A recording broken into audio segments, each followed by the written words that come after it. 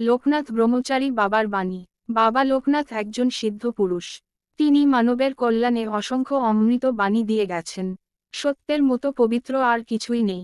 সত্যই সর্বমনের একমাত্র সোপানস্বরূপ, সন্দেহ নেই। যে ব্যক্তি সকলের সুহৃদ বন্ধু আর যিনি কায়মনোবাক্যে সকলের কল্যাণ সাধন করেন, তিনিই যথার্থ জ্ঞানী। গর্জ করবি, কিন্তু আহাম্মক, নির্বোধ হবি না। ক্রোধ করিব কিন্তু ক্রোধান্ধ হবি না।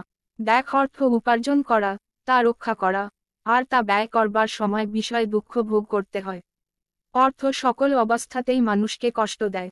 তাই অর্থ ব্যয় হলে বা চুরি হলে তার জন্যে চিন্তা করে কোন লাভই হয় না। যে ব্যক্তি কৃতজ্ঞ, ধার্মিক, সত্যাচারী, উদারচিত্ত, ভক্তিপরায়ণ, জিতেন্দ্রিয়, মর্যাদা রক্ষা করতে জানে, আর কখনো আপন সন্তানকে পরিত্যাগ করে না, এমন ব্যক্তির সঙ্গেই বন্ধুত্ব করবি। ওরে, সে জগতের কথা মুখে বলা যায় না, বলতে গেলেই কম পড়ে যায়। বোবা যেমন মিষ্টির স্বাদ বলতে পারে না, সেই রকম আর কি। আমিও তোদের মতো খাই দাই, মলমূত্র ত্যাগ করি। আমাকেও তোদের মতোই একজন ভেবে নিস। আমাকে তোরা শরীর ভেবে ভেবেই সব মাটি করলি। আমি যে কে, তা আর কাকে বোঝাবো?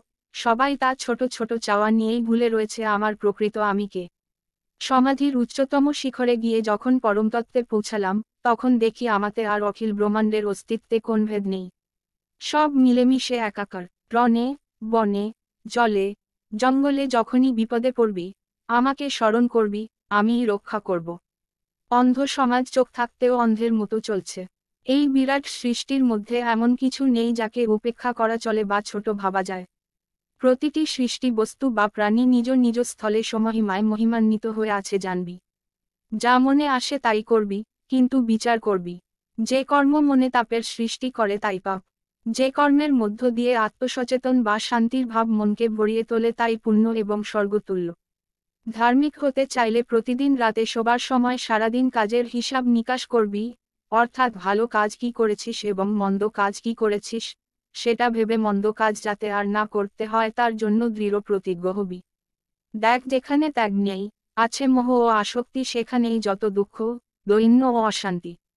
যারা ধর্ম নেই মনে করে সাধুগণকে উপহাস করে, আর ধর্মের প্রতি অশ্রদ্ধা প্রকাশ করে, তারা সন্দেহে বিনাশ প্রাপ্ত হয়। সচেতন হতে হবে। অচেতনাই জীবনের ধর্ম হয়ে দাঁড়িয়েছে। নিরন্তর অভ্যাস এবং চেষ্টার ফলে তাকে সচেতনায় রূপান্তরিত করতে হবে। কাম, ক্রোধ সব রিপুই অবচেতন মনের স্তরে স্তরে সুপ্ত অবস্থায় রয়েছে। সুযোগ পেলেই তারা প্রকাশ হয়, কারণ মানুষ তাদের অস্তিত্ব সম্বন্ধে সচেতন হয়। অচেতন মন রিপুদের অবাধ ক্রীড়াক্ষেত্র।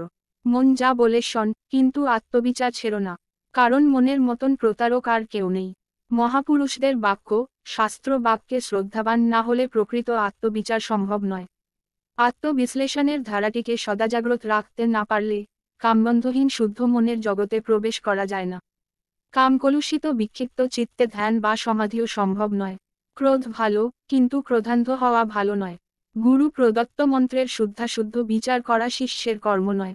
গুরু যা বলেছেন বিনা দ্বিধায় তা জপ করে যাওয়াই শিষ্যের কর্তব্য। বিদ্যা, তপস্যা, ইন্দ্রিয় সংযম ও লোক পরিত্যাগ ছাড়া কেউই শান্তি লাভ করতে পারে না। অহং চলে গেলে নিজের মনই নিজের গুরু হয়, সৎ ও অসৎ বিচার আসে। জ্ঞানের সঙ্গে ভক্তির মণিকাঞ্চন যোগ হলে শ্রদ্ধা হবে তোদের আশ্রয়, শ্রদ্ধা হবে তোদের বান্ধব এবং শ্রদ্ধাই হবে তোদের পাথেয়।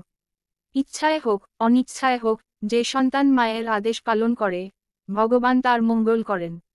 দিন দরিদ্র অসহায় মানুষের হাতে যখন যা দিবি তা আমিই পাব, আমি গ্রহণ করব। দরিদ্রতায় ভরা সমাজের দুঃখ দূর করার জন্য সর্বদা চেষ্টা করবি। তোরা যদি দীর্ঘায়ু হতে চাস তাহলে তোদের সদাচারী, শ্রদ্ধাশীল, ঈর্ষাহীন, সত্যবাদী, ক্রোধবিহীন ও সরল স্বভাব হতে হবে।